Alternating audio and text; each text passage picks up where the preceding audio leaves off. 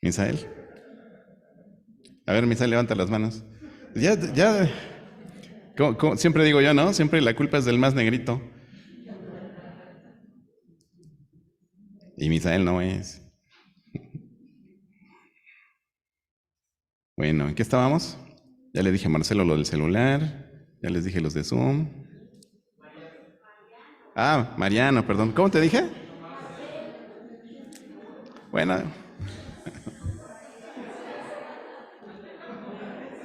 era para ver si estabas atento. Que no, si ya se durmió con los himnos, no, pues no va a aguantar la predi, ¿no? Qué gusto, hermanos. De verdad, cada vez más personas se agregan al servicio dominical y me da mucho gusto, ¿no? Ya hasta tenemos nombres repetidos: Lulú 1, Lulú 2, Marcelo 1, Mariano 1. Ya sé, es Mariano, ¿no? Me pareció ver a Dani, pero ya no lo veo, ¿no? Ok, no está Dani. Muy bien. Bienvenidos los Tello.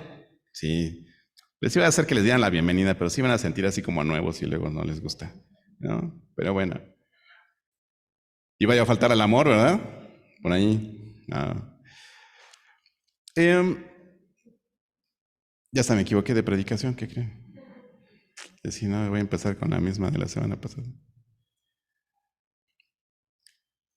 Les iba a decir que así son los shows en vivo, pero esto no es un show, hermanos. Entonces,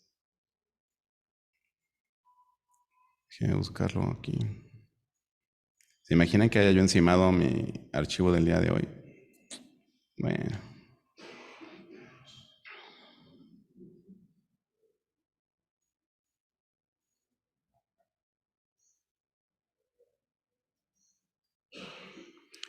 Muy bien, hermanos, pues la idea, mi estimado Mariano, ¿verdad? Y todos los demás, pues es que nos sintamos en familia, porque realmente es una reunión familiar.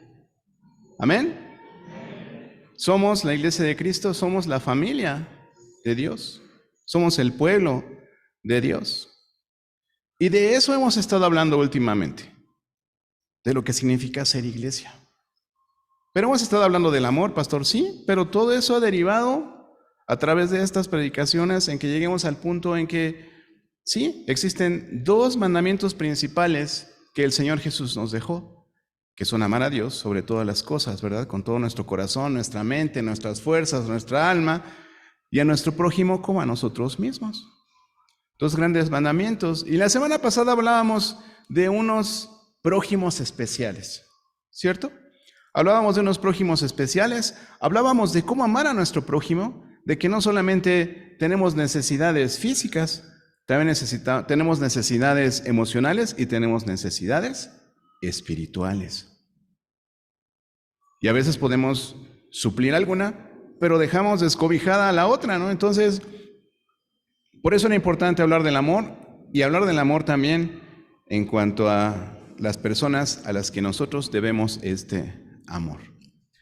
La semana pasada había iniciado también dándoles este versículo como el versículo clave de inicio, porque esta parte de esta serie de predicaciones se iba a dividir en dos. Y hablábamos de 1 Corintios 11:25. Ustedes se preguntarán, bueno, ¿por qué hoy vamos a tomar la cena del Señor si ya la tomamos el primer domingo del mes? Bueno, precisamente porque estamos hablando de comunión, hermanos, porque estamos hablando del cuerpo, porque estamos hablando de la iglesia. Y dice 1 Corintios 11:25, que asimismo el Señor tomó también la copa después de haber cenado, diciendo: esta copa es el nuevo pacto en mi sangre. Y hagan esto todas las veces que la bebiereis en memoria de mí. ¿Y por qué no lo hacemos cada domingo? Porque no queremos que se convierta en algo rutinario, hermano. Queremos que cada mes tengas el tiempo, ¿verdad?, el espacio para meditar en lo que es tu vida, en lo que es tu compromiso con Dios. Y hemos estado hablando de pactos. Hablamos de un pacto de amor con Dios, ¿verdad? Porque estamos hablando del amor. Y hablamos de nuestro pacto con Dios como un pacto de amor, porque Él nos amó de tal forma que dio a su Hijo unigénito, ¿verdad? Y nuestra parte en ese pacto es creer y obedecer. ¿Cómo vamos a demostrarle nuestro amor a Dios? ¿Dando ofrendas? ¿Diezmos? ¿Cantando? ¿Viniendo a la iglesia? No. Dios demanda de nosotros que creamos en su palabra y que la obedezcamos. Esa es la forma en la que tú le puedes demostrar tu amor a Dios. Entonces estuvimos definiendo lo que era el amor. Dijimos, el amor no es un sentimiento, el amor es una acción. Y es una acción que nace de una voluntad, de una intención de amar al prójimo y también de amar a Dios, ¿verdad? Debe ser con esa intención. Describimos el amor, como está descrito en la Biblia, 1 Corintios 13, analizamos lo que dice ahí acerca del amor parte por parte. Estudiamos su importancia, ¿por qué es importante el amor? Y entendimos también cómo amar a Dios, que lo acabamos de mencionar, entendimos cómo amar a nuestro prójimo, y la semana pasada hablamos acerca de entender cómo amar a mis hermanos de fe, cómo amar a los hermanos en el cuerpo de Cristo, cómo amarnos en el pueblo de Dios. Porque la Biblia dice que nosotros debemos preferirnos los unos a los otros. Hablábamos de un amor preferente, ¿verdad? Dice la Escritura, hacernos bien, hacerles bien a todos, pero mayormente a los de la familia de la fe. Entonces, entendemos que hay preferencia, sí, preferencia a los de la fe. Y se acuerdan del apóstol Judas, ¿verdad? Él decía del discípulo Judas. Dice, oye, pero con ese perfume que le rompieron ahí a Jesús hubiéramos comprado comida para mucha gente, ¿no? Hubiéramos ayudado a los huérfanos, a las viudas. Y el Señor Jesús le dice, ¿no? Dice, deja que lo haga, porque a mí me va a tener por un corto tiempo, a las viudas y a los huérfanos los vas a tener ahí todo el tiempo, ¿no? Entonces, hay prioridades. Hay prioridades y la Biblia habla de que debemos amarnos con prioridad entre nosotros, hermanos.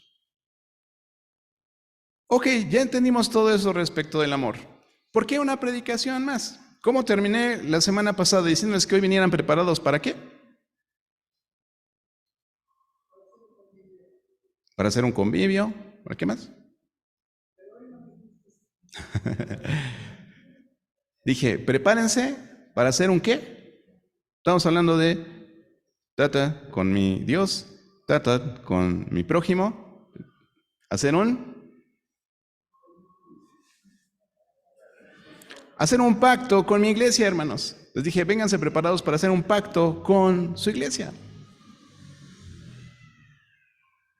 Muchas veces vamos a la iglesia y decimos, pues voy a la iglesia. Hay personas que de repente decimos, voy a mi iglesia. Y por ahí alguien dice, es que no es tu iglesia, es la iglesia de Cristo. Bueno, pero esta es mi iglesia local donde yo me congrego, ¿no? Entonces, de alguna manera, es mi iglesia, ¿no? Cuando nosotros nos vamos de aquí, esto ya no es iglesia, es un edificio, ¿verdad? Pero cuando nos reunimos aquí, esto se transforma en iglesia, esto se transforma en un altar, ¿sí? Y esto se transforma en el habitáculo del pueblo de Dios. ¿Amén? Amén. Entonces, bajo esa idea, hermanos, ¿qué es lo que nos resta hacer? Hermanos, nos resta tomarlo en serio. Eso es lo que nos resta. Podemos estudiar mucho, podemos aprender mucho, podemos memorizar mucho, pero no hacemos tanto. No hacemos tanto. Y hablábamos de la misión de nuestra iglesia, ¿sí? No sé si se acuerdan de cuál era la misión, pero básicamente eran 3 partes, ¿no? Que era compartir el evangelio a las personas, de acuerdo con la Escritura, guiarles a la madurez espiritual y formarles como siervos fieles a Dios. Esa es nuestra misión como iglesia.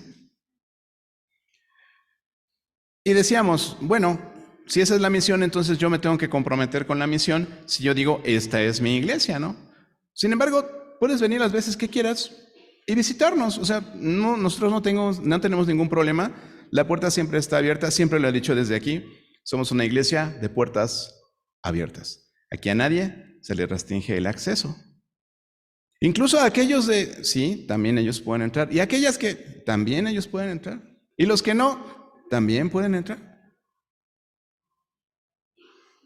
Nosotros no tenemos ningún tipo de restricción, salvo obviamente que la persona viniera en un estado inconveniente y que no le va a permitir entender lo que estamos haciendo, pues ahí sí quizás tendríamos una acepción, ¿verdad? Pero bueno, ¿a qué vamos entonces? Nos hace falta tomarlo en serio, hermanos. Nos hace falta tomar en serio que esta es nuestra iglesia. Nos hace falta tomar en serio que nosotros tenemos que hacer un pacto con Dios, que tenemos que hacer un pacto con nuestro prójimo y que tenemos que hacer un pacto de amor con nuestra iglesia. Todos son pactos de amor porque todo se basa en el amor. Esos 2 mandamientos se basan en el amor. Cuando yo hablo acerca del propósito global de Dios, que es que todos los hombres sean salvos y vengan al conocimiento de la verdad, es amor al prójimo. Cuando yo hablo de amar a Dios sobre todas las cosas y amar a mi prójimo como a mí mismo, es amor. Entonces, caemos en la cuenta que todo se trata de amor, hermanos. Entonces nos hace falta tomarlo en serio. Hacer un pacto con la iglesia, así como con Dios, así como con mi prójimo. Los invito a que busquen una serie que predicamos ya en algún momento que se llama Compromiso, la esencia del pacto. Y precisamente habla al respecto de nuestro compromiso con Dios, habla de nuestro compromiso con nosotros mismos y nuestro compromiso con el prójimo. ¿Por qué celebrar hoy la Cena del Señor? Bueno, porque justo celebrar la Cena del Señor como iglesia, hermanos, es un paso esencial para hacer que una iglesia sea una iglesia. Por eso un bautisterio. ¿Para qué invertimos tanto en el bautisterio? Bueno, porque cumplimos con una ordenanza. En épocas pasadas teníamos que esperar un día de asueto, tendríamos que buscar un lugar que nos rentaran, teníamos que buscar un balneario, una alberca, una cosa así, un río. A mí me tocó bañarme en un río, bautizarme en un río. Estaba muy frío, tampoco era así como que sea lo mejor, ¿no? Pero se siente uno más como que en el Jordán y con Juan, ya saben, ¿no? Entonces así como que dices, es más real. Pero por eso un bautisterio, ¿por qué? Porque podemos tener, si hoy alguien me dijera, pastor, yo me quiero bautizar porque creo que hoy Dios me habló y me convenció y pues nomás lo llenamos, hermano. Y al estilo etíope, ¿no? Aquí hay agua, ¿qué impide que yo sea bautizado? Nada, mi hermano, nada. Entonces, por eso hacemos esto. ¿Por qué la ordenanza de la Cena del Señor? Porque eso nos representa, hermanos, nos identifica como el cuerpo de Cristo. Es muy importante. Dice en 1 Corintios 10:16, la copa de bendición que bendecimos ¿no es la comunión de la sangre de Cristo? ¿El pan que partimos acaso no es la comunión del cuerpo de Cristo? Y cuando hablamos de comunión, hermanos, hablamos de eso que nos une hoy. Hoy estamos aquí reunidos en comunión, ya nos saludamos, ya cantamos, ya alabamos al Señor, ¿no? Y veo la cara de mi hermana Leti y digo, ay, gloria a Dios, de veras. Porque la veo contenta, gozoso, a todos los veo así como que están resplandecientes hoy, hermanos. No sé qué traen, pero no fue el canto, fue otra cosa. No fue el preludio, no. Gracias a Dios, hermanos, porque somos un cuerpo. Y todos tenemos talentos, todos tenemos dones que tenemos que poner al servicio del Señor. De eso se trata, ser iglesia. En este caso, Pablo, ¿qué hace? Les recuerda a los corintios que comer el pan y beber la copa, hermanos, significa disfrutar del compañerismo con Cristo, disfrutar de esa comunión, experimentar los beneficios de la muerte de Cristo. Eso es el pacto que Dios ha hecho con nosotros. La muerte de Cristo, su sangre derramada en la cruz, hermanos, para el perdón de nuestros pecados, para satisfacer la justicia de Dios. Y su resurrección para garantizarnos esa vida eterna que aquí predicamos, hermanos. Porque eso es lo que dice la Escritura. Entonces, después de mencionarnos esta relación que nosotros tenemos con Dios en un plano, por así decirlo, vertical, de aquí para arriba, ¿no? En el versículo 17, ahí también de 1 Corintios 10, dice el apóstol Pablo, ¿no? En cuanto a nuestra relación con los creyentes, dice, siendo uno solo el pan, nosotros, con ser muchos, somos un cuerpo, un pan para todo el cuerpo. Y después dice, pues todos participamos de aquel mismo pan. En esa parte, hermanos, en esa ordenanza, en esa comunión, es cuando nosotros nos unimos como un cuerpo en comunión, en el mismo pan, en la misma copa. Lo que está Pablo diciendo aquí es que realmente en la Cena del Señor es cuando nosotros nos convertimos en uno solo, en un solo pueblo, en un solo cuerpo. La Cena del Señor reúne a los que somos muchos, nos reúne en uno solo, nos convierte en un solo cuerpo. En pocas palabras, este momento de comunión de la Cena del Señor es lo que nos constituye como una iglesia local, hermanos. Porque aquí nosotros hacemos un compromiso doble. Renovamos nuestro compromiso con Cristo y con cada uno de los que formamos parte de su cuerpo. Esto es, con nuestra iglesia local. Muchas instituciones seculares, hermanos, establecen su identidad de diferentes maneras. Usted no sé si ha tenido oportunidad de entrar a algún corporativo importante o una empresa, ¿no?, importante, donde todos a lo mejor visten de la misma forma, ¿no? Yo veo las sucursales bancarias que traen hasta la misma corbata, ¿no? El mismo logotipo ahí de Banamex, de HSBC, Banorte, ¿no? O va a otro tipo de corporativos como, no sé, a lo mejor Microsoft y todos traen una camisa polo que dice aquí Microsoft, ¿no?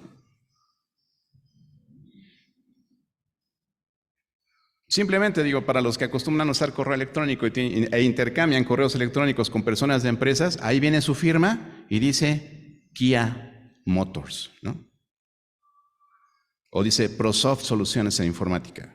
Somos la extensión de tu, de tu empresa, ¿no? Esa es la mía, ¿no? Ese es mi logo, ¿no? Entonces, digo, se me ha ido un correo con la identidad de la empresa, ¿no? Pero hay maneras de identificarnos, hermanos, ¿no?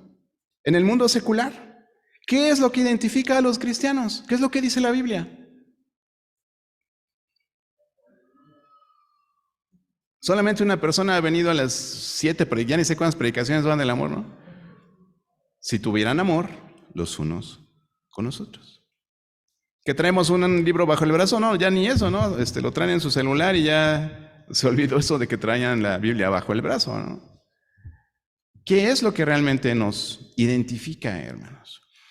Estas empresas, estas instituciones, muchas veces establecen un código de ética.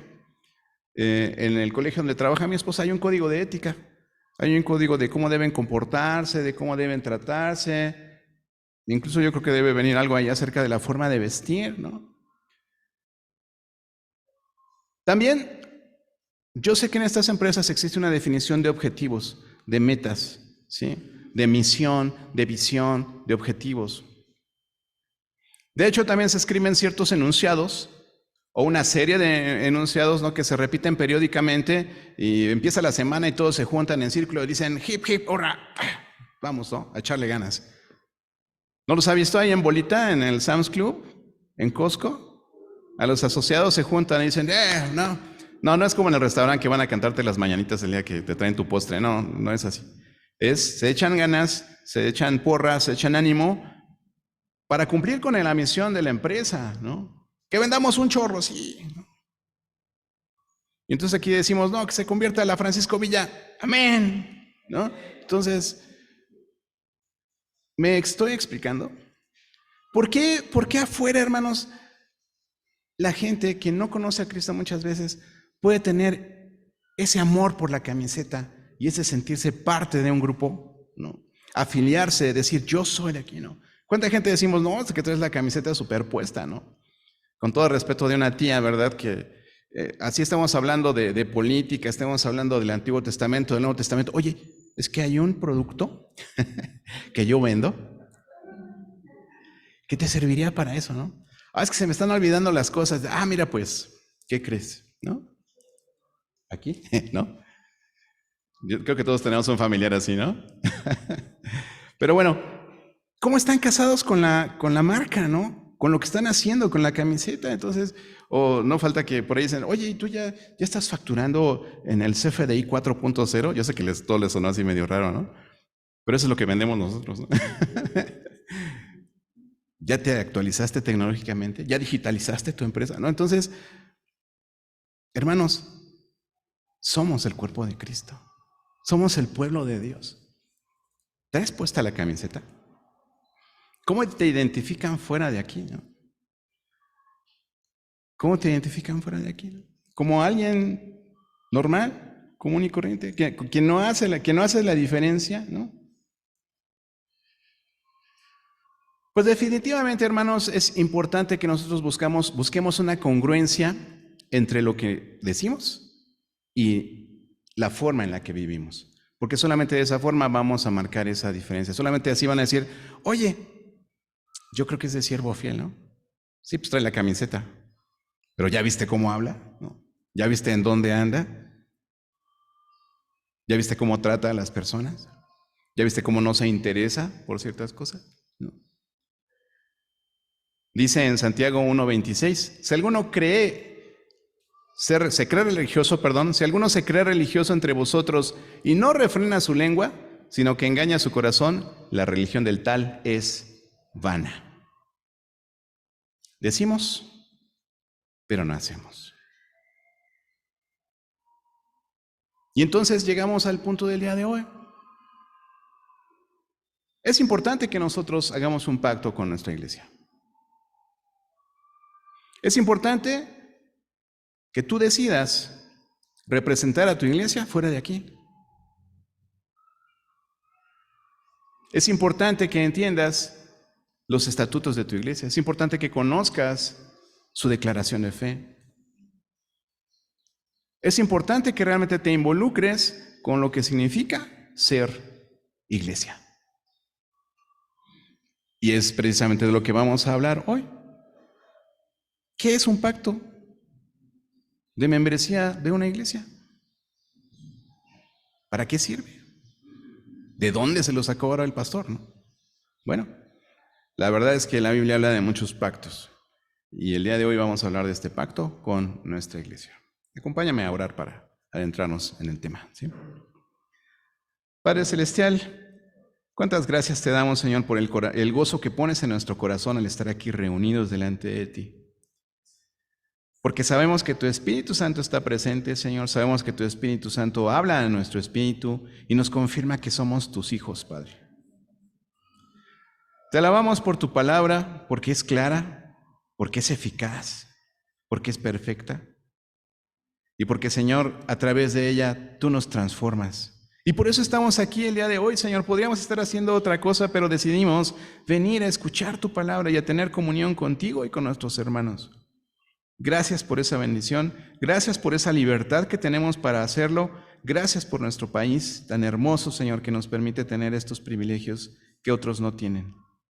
Te pedimos tu bendición en el estudio de tu palabra y que, Señor, tu Espíritu Santo nos hable y que podamos ser responsables, Señor, con nuestra iglesia, con lo que tú nos diste a administrar, que es tu evangelio y la iglesia precisamente. Gracias, Padre, en el nombre de Jesús. Amén. ¿Se da cuenta cómo Dios ha depositado en nosotros esa confianza para que seamos sus embajadores, para que le representemos?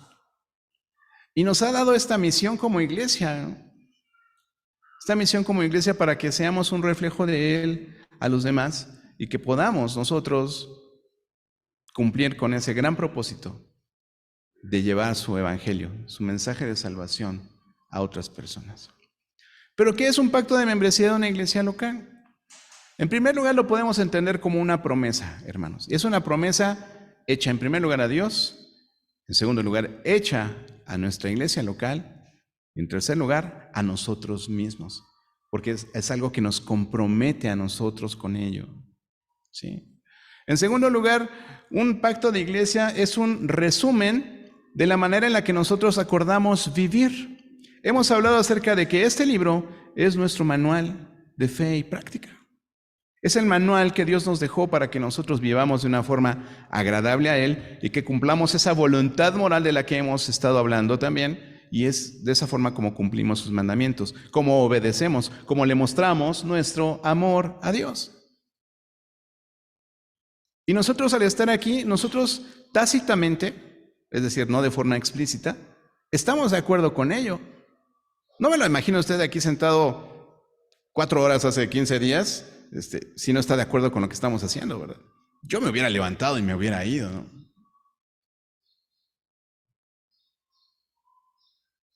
Pero yo asumo que usted está de acuerdo con ello.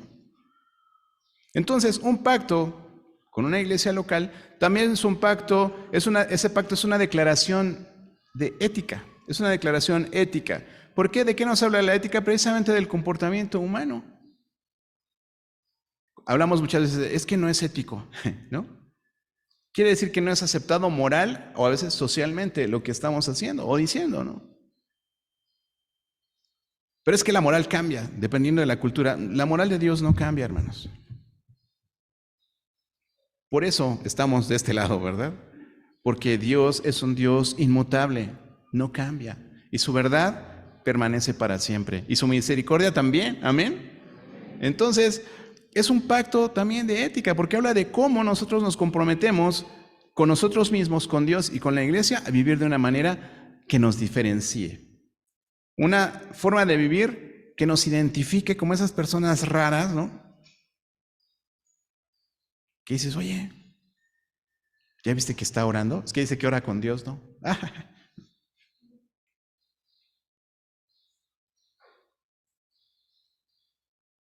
Mientras todos hablan mal del jefe, tú dices, no, yo estoy orando por mi jefe. Mientras todos hablan mal del presidente, tú dices, yo estoy orando por mi presidente. Yo no digo que sea perfecto, yo no digo que sea una buena persona, yo no digo que no sea corrupto, yo digo que el Señor lo puso allí y entonces yo oro por él para que el Señor le dé luz primero con su evangelio, con su salvación y con su sabiduría. En la semana una persona me mandaba, una persona con la que estaba hablando acerca de misiones precisamente, y me manda un video que habla mal del presidente, incluso con palabras altisonantes, ¿no? Y es eso que dices, somos incongruentes, hermanos. Y se lo dije abiertamente, ¿no? Le dije, ¿sabes? Yo no recibo información, ni memes, ni correos, ni nada que tenga que ver con criticar al presidente, juzgar su gestión, ¿no? Y mucho menos con palabras altisonantes, ¿no? Es como una vez que bloqueé a un hermano en Cristo que me estaba empezando a mandar muchachas bonitas a mi WhatsApp, ¿no? Dices, perdón, no fuiste tú. Hermanos, ¿en qué estamos pensando? Y cuando les digo, hermanos, ya tenemos nuestro dominio de siervo fiel para que creen su correo electrónico allí y todo el mundo que los vea ya no diga ahí Gmail, ni Hotmail, ni Yahoo, sino que diga siervo fiel. ¡Wow! ¿De quién llegó ese correo? De jacinto.canec@siervofiel. ¡Wow! Oye, ¿y eso qué? Es que hasta oportunidad para predicar el evangelio es, hermanos. Así no digas nada, pues es que es una iglesia a donde voy. Ya no digas nada, ¿no? Listo. O sea, ¿es una ONG que defiende a las focas? No. ¿A los ciervos? ¿Los alces? No. Porque esos son con C, ¿no? Entonces, ¿cuántos pidieron su correo de siervo fiel? Antes, ahorita ya cambió la situación. ¿Quién pidió su correo de siervo fiel? 2 personas, 3 personas.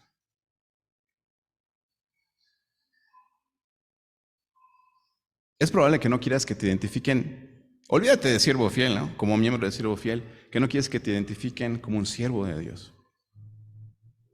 Es que me van a empezar a preguntar, ¿qué les voy a decir? Vente al discipulado básico. Ahí vas a aprender qué decir. No te pierdas próximamente el taller de evangelismo. Vas a saber qué decir. No tienes que ser un erudito bíblico, no tienes que aprenderte la Biblia de memoria. Hablamos de un pacto de ética también con la iglesia, ¿no? Tu propia forma de vivir va a hablar, ¿no? Y también hacer un pacto con la iglesia, ¿sabe? Es un estándar bíblico, ¿sí? Porque una iglesia es útil, bueno, es una iglesia, un pacto de iglesia, ¿verdad? También es útil en una iglesia para practicar la disciplina bíblica de iglesia. Como miembros de una iglesia, hermanos, nos exhortamos los unos a los otros a vivir vidas santas delante de Dios y nos desafiamos los unos a los otros a no persistir en el pecado. Entonces, todo eso es un pacto con la iglesia, una promesa, una forma en la que acordamos vivir, es una señal de compromiso, un pacto ético. Sí, y además es un estándar bíblico, ¿no? ¿De dónde vienen estos pactos? Pues vienen de la Biblia, hermano. Tenemos pactos con Abraham, pactos con David. A Moisés le da un pacto el Señor, ¿verdad?, con el pueblo de Israel. Esdras y Nehemías hacen un pacto. En el Nuevo Testamento encontramos que precisamente Cristo es el mediador de este nuevo pacto, ese pacto que dice, ese es el nuevo pacto en mi sangre. Hagan esto, ¿sí?, para anunciar mi muerte.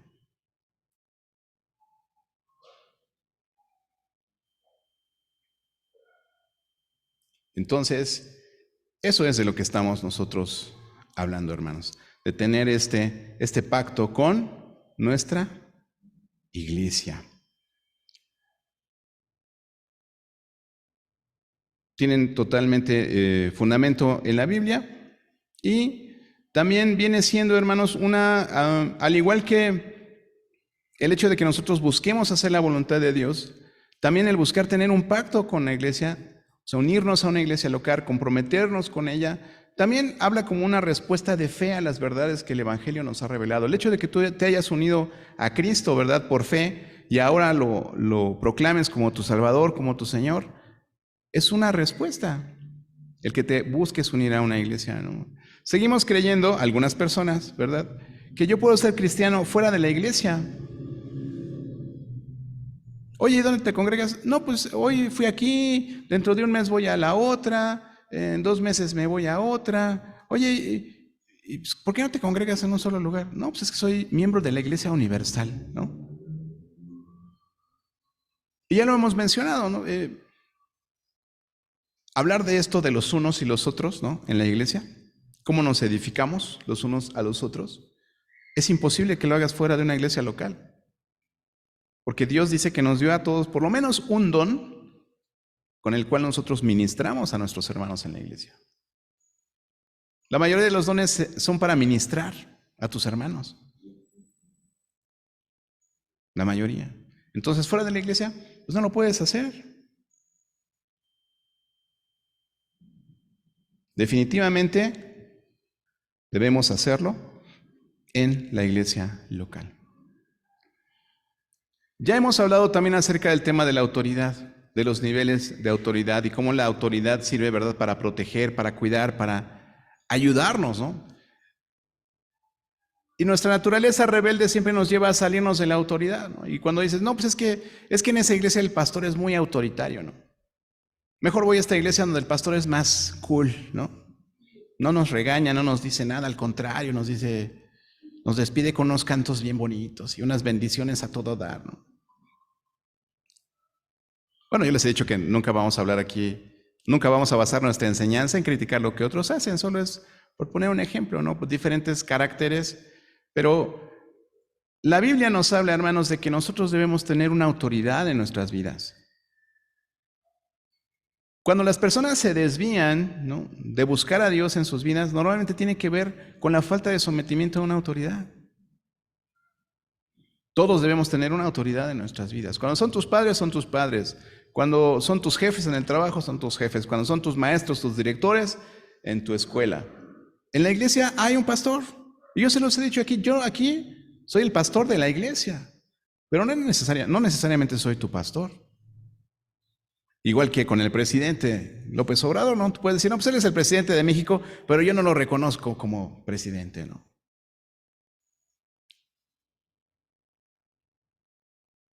Dios ha puesto a las autoridades. Y no es de que te guste o no. La Biblia habla de lo que tenemos que hacer con esas autoridades, ¿verdad? Y nos acordamos de ese acróstico de ROPA, ¿no? Rogativas, oraciones, peticiones y acciones de gracias. No se me olvidó. 1 Timoteo 2. Y cuando hablamos acerca de autoridad, tácitamente estamos hablando de rendir cuentas. Y eso es algo que no nos gusta. No nos gusta. Rendir cuentas, ¿por qué? ¿Por qué a ti? ¿Tú quién eres? Si yo soy más que tú, ¿no? O tú eres menos que yo, también puede ser, ¿no? Entonces ese problema de ¿me entiendes? A ¿me explico? Hay una diferencia, ¿no? Cuando te digo ¿me entiendes? Estoy poniendo de tu lado la responsabilidad de que quizás tu capacidad no te alcance a entender, ¿no? Y si te digo ¿me explico? Es más cordial, ¿no? lo pone de mi lado. Quizás yo no estoy haciendo lo necesario para que tú me entiendas. Rendición de cuentas. Yo creo que a ninguno de aquí yo me he acercado y le he dicho, a ver, ¿qué hiciste? ¿Cuánto ganaste? ¿A quién viste en la semana? ¿Qué programa de televisión viste? ¿Y por qué viste esa película? Y yo creo que no es así, ¿no, hermanos? El que quiere ser pastoreado se acerca al pastor. Y el que cree que no necesita ser pastoreado, vive su propia experiencia, ¿no? Porque yo no digo que no lea su Biblia, ¿no? Seguramente digo, qué bueno que leyera su Biblia y buscara ahí consejo. Pero cuando no, en fin, hablamos de que en la iglesia local tiene que existir el reconocimiento de la autoridad, hermanos, y tiene que existir esa rendición de cuentas. Y a veces ni siquiera es al pastor, ¿no? Entre hermanos deberíamos rendirnos cuentas los unos a los otros, confesarnos pecados los unos a los otros. Hay veces que estamos atados a un pecado, hermanos, que no podemos dejar. Y el mejor consejo en esos casos es que se lo confieses a un hermano de fe y que te acompañe en el proceso de dejarlo. Como un padrino, ¿no? ¿Cómo vas? ¿A qué hora llegaste? ¿No? ¿A dónde te fuiste que no te reportaste? ¿No? Y buscar ese seguimiento con un hermano, sí, es recomendable cuando tienes un hábito que no puedes dejar. Pero hablamos de rendir cuentas en el ejercicio, hermanos, de la amonestación y la disciplina dentro de la iglesia. Vea lo que dice en Mateo 18:15, es un pasaje que conocemos todos los que hemos pasado por allí leyendo nuestra Biblia. Y dice así, ¿no? Dice, por tanto, si tu hermano peca contra ti, ve y repréndele estando él y tú solos, y si te oyere, has ganado a tu hermano. Mas si no te oyere, toma aún contigo a uno o dos, para que en boca de 2 o 3 testigos conste toda palabra. Y si no los oyere a ellos, dilo a la iglesia, y si no oyere a la iglesia, entonces dice, tenle por gentil y por publicano. ¿Qué estamos diciendo con esto, hermanos? La verdad es que otra vez pasamos por Romanos, la lectura de Romanos, y pasamos leyendo 6, ¿no? ¿Perseveraremos en el pecado para que la gracia sobreabunde? Deberían hacer una película cristiana, ¿no? Bueno, no hay películas cristianas tampoco, ¿no? Son películas que hacen cristianos, que actúan cristianos, pero debemos estar muertos al pecado, ¿no? Y la película sería Sin licencia para pecar, ¿no? Sería un buen título. Esa es la idea, hermanos. No tenemos licencia, no tenemos permiso para pecar, ¿no? Más que eso, o sea, ¿qué es lo que pasa si nosotros permanecemos pecando? Pues lo que estamos haciendo es que nos estamos arriesgando a probar que realmente no tenemos una nueva vida en Cristo. Y hablamos de evidencias de salvación, ¿no? Hablamos de evidencia de salvación, hermanos, ¿no? Para pecar no hay edades, para pecar no hay estratos sociales, para pecar no hay géneros, ¿no?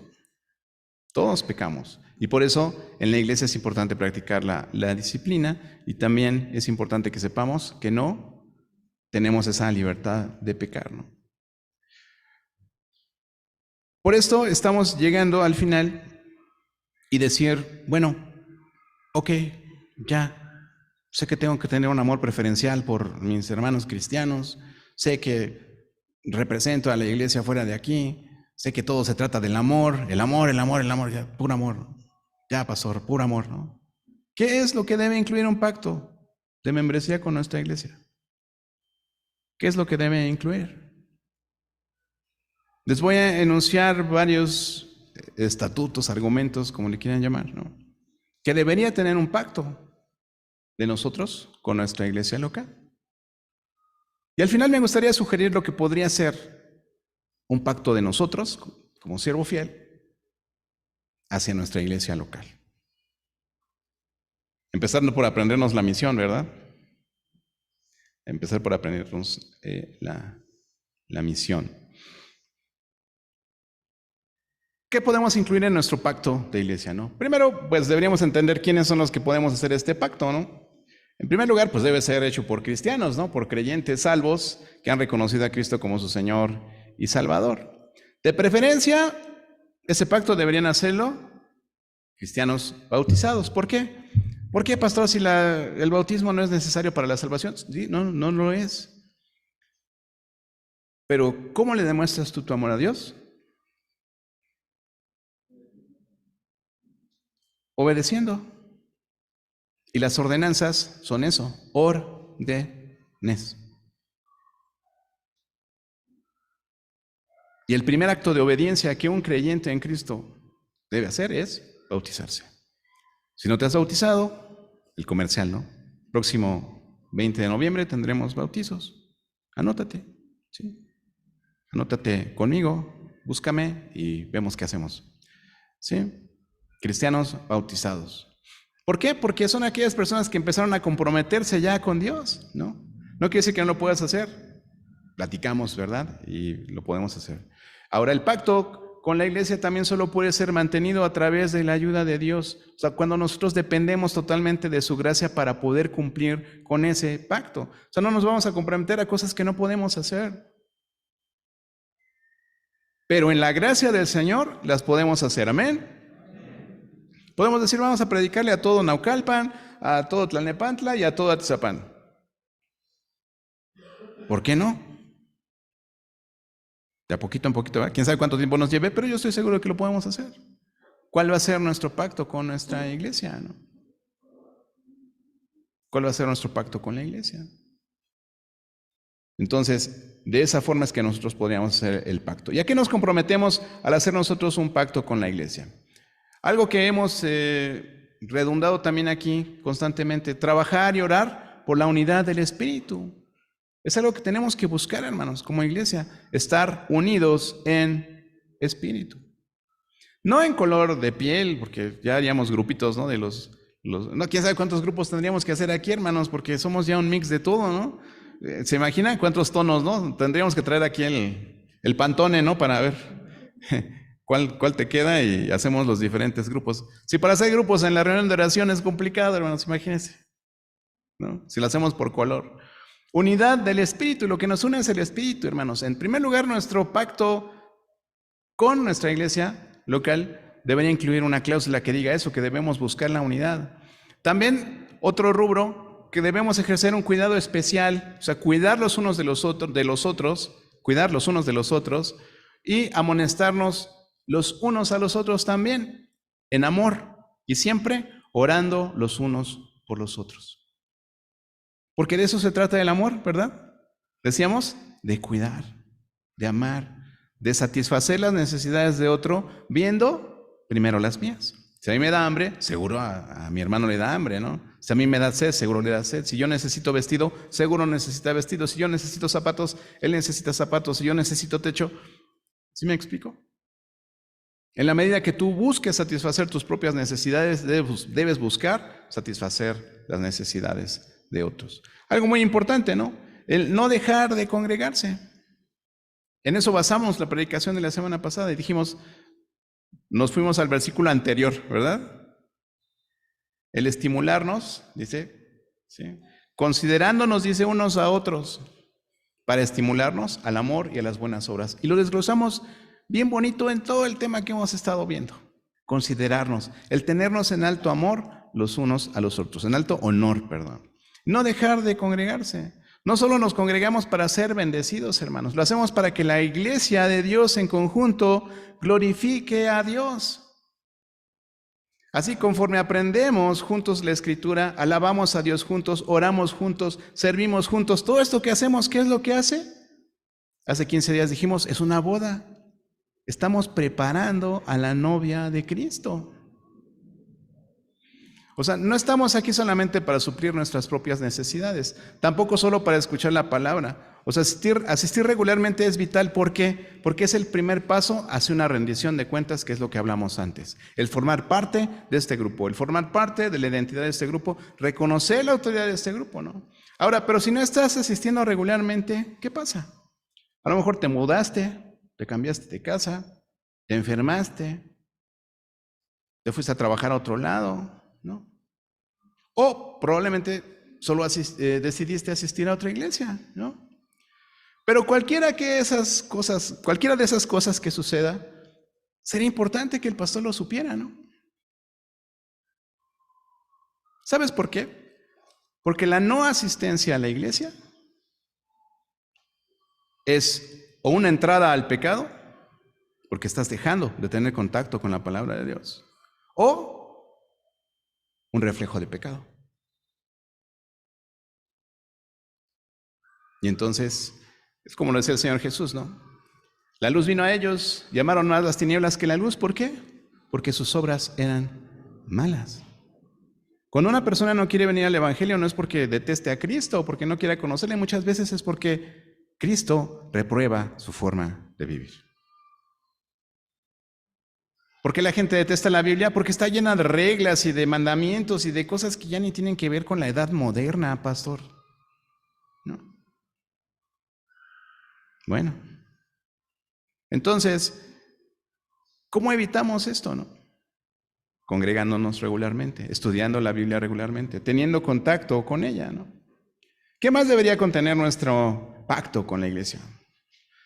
Educar también, edificar a aquellos que están bajo nuestro cuidado. Y sí, lo voy a mencionar nuevamente, hablamos de pasos a la derrota, que probablemente hoy están en tu vida y no te has dado cuenta. Obedecer parcialmente. Es que la Biblia dice no dejarnos de congregarnos, pero ¿a poco todos los domingos? Yo creo que puedo saltarme unos domingos, ¿no? Ese mandamiento no está en los mandamientos que te enseñaron en el catecismo, pero está en la Biblia, que guardemos el día de reposo. Porque así lo estableció Dios, que guardemos el día de reposo y ese día no hagas nada más que estar adorando al Señor. Entonces obedecemos parcialmente la Biblia. Y no solo eso, ¿no? Hoy decimos, bueno, qué bueno que Caleb ya salió del hospital, pero qué responsabilidad tan grande para Alicia y para Enías, su papá, de enseñarle los caminos del Señor. Y tú, a tus hijos, y tú, pero ya están grandes, ya son adultos, pastor, ellos ya ahorita cómo los cambio. No lo vas a hacer tú. El trabajo lo hace el Espíritu Santo. Tu deber es transmitirles el mensaje de la palabra de Dios. Todos los días, cada 2 horas, no. El Señor te va a dar la oportunidad en el momento preciso de que tú puedas compartirlo. Porque también debes ser prudente para evitar que lleguen a la derrota total y que se vayan tras dioses ajenos. Dios trabajo, Dios dinero, Dios novio, Dios novia, Dios escuela, Dios maestrías, Dios doctorados, Dios tantas cosas, ¿no? Dios mi perro, Dios mi gato, Dios mi carro, o sea, hay muchos dioses ajenos, hermanos. Analiza tu vida, ¿no? Entonces, debemos educar a aquellos que están bajo nuestro cuidado en los principios de Dios. Algo muy importante es buscar también, nuestro pacto con la iglesia también debería incluir, buscar la salvación de familiares y amigos. De verdad, sin que esto te suene a que estoy aludiéndote a ti o mucho menos, hermano, pero en 20 años que yo tengo en esta iglesia, bueno, estuve ausente como 8, ¿no? Pero ¿cuántas veces has traído a un familiar a la iglesia? ¿Cuántas veces has traído a un amigo? ¿A un vecino? ¿A cuántos? Te lo dejo de tarea, ¿no? Necesitamos estar enfocados en la salvación de nuestros familiares y nuestros amigos. ¿Qué más debe incluir nuestro pacto con la iglesia? Regocijarnos en la felicidad de los demás. Algo que totalmente opuesto a lo que hace el mundo. El mundo, entre más personas puedas pisotear para alcanzar tus propósitos, mejor estás. Pero en la iglesia de Cristo es diferente. Aquí nosotros nos alegramos con los que se alegran, nos gozamos con los que se gozan y lloramos con los que lloran. Que es el siguiente punto que debería incluir nuestro pacto con la iglesia. Llevar las cargas y llevar los sufrimientos de los demás. Dios, hermanos, no nos diseñó para que nosotros enfrentemos las dificultades solos. ¿Qué dice Eclesiastés? Mejor es 2 que 1. Y encontramos la Biblia con tanta gente que se acompaña para poder salir adelante. Y nosotros somos un ser social. Dios nos creó para vivir en sociedad y lo que tenemos aquí es una familia, hermanos. Y la familia es la base de la sociedad. ¿Qué más debería incluir nuestro pacto? Bueno, algo muy importante, vivir teniendo cuidado con nuestro contacto con el mundo. Rechazar esa falta de piedad que reina en el mundo y de todos los deseos carnales que viven en el corazón de todas las personas que no tienen a Cristo. Una de las razones precisamente por las que pactamos juntos es porque creemos que podríamos ser de alguna manera ayuda a través de nuestro propio caminar con Dios. Somos esa luz, somos esa sal que Dios espera que evite la corrupción en el mundo y que ilumine el mundo, hermanos. Somos esa sal, somos esa luz. ¿Qué más debería incluir nuestro pacto con la iglesia? Bueno, pues definitivamente, como yo les he dicho en otras ocasiones, nosotros no tenemos ningún patrocinador. Mi Biblia no dice Gatorade o algo así, ¿no? O mi laptop. Espero que tampoco, ¿no?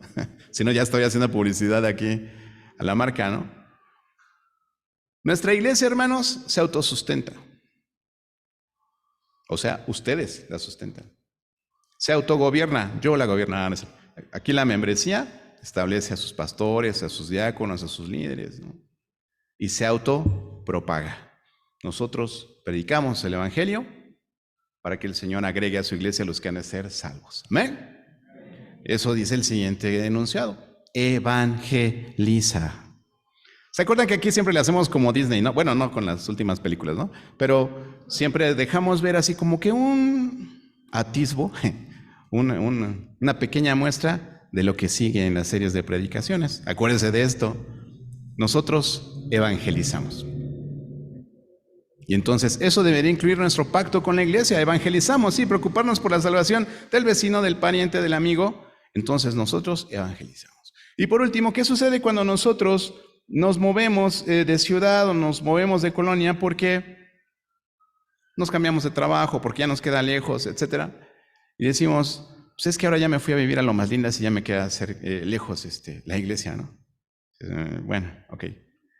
Entonces, es parte de nuestro pacto con la iglesia, que cuando nosotros nos mudemos, cuando nos vayamos a alguna otra iglesia, nos llevemos ese mismo espíritu de membresía que formamos aquí y que nos traslademos a otra iglesia con ese espíritu, hermanos. Ese espíritu de unión, ese espíritu de buscar tener una responsabilidad con nuestra iglesia. Y a este punto llega la hora de que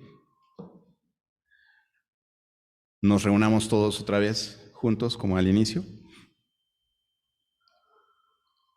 y podamos hacer un pacto con nuestra iglesia, hermanos. Que hoy podamos celebrar la comunión y que digamos, yo quiero ser miembro de una iglesia local. Yo quiero comprometerme con mi iglesia, porque eso implica que yo tengo un compromiso con Dios, que yo tengo un compromiso con mi prójimo. Y estaría cumpliendo los mandamientos de Cristo, al cumplir esos dos mandamientos. Entonces, vamos a proceder a tomar la comunión hoy, hermanos, a tomar la cena del Señor.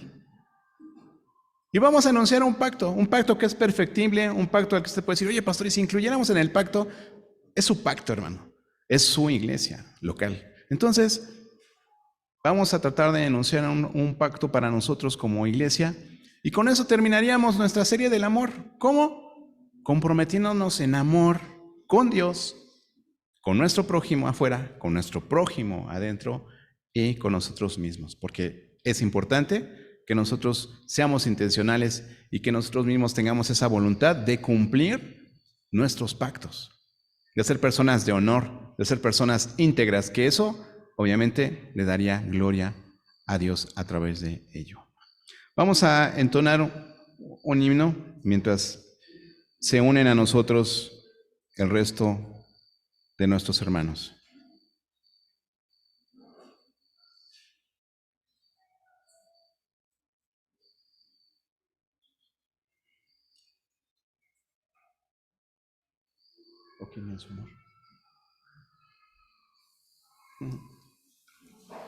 Póngase de pie, vamos a entonar este himno.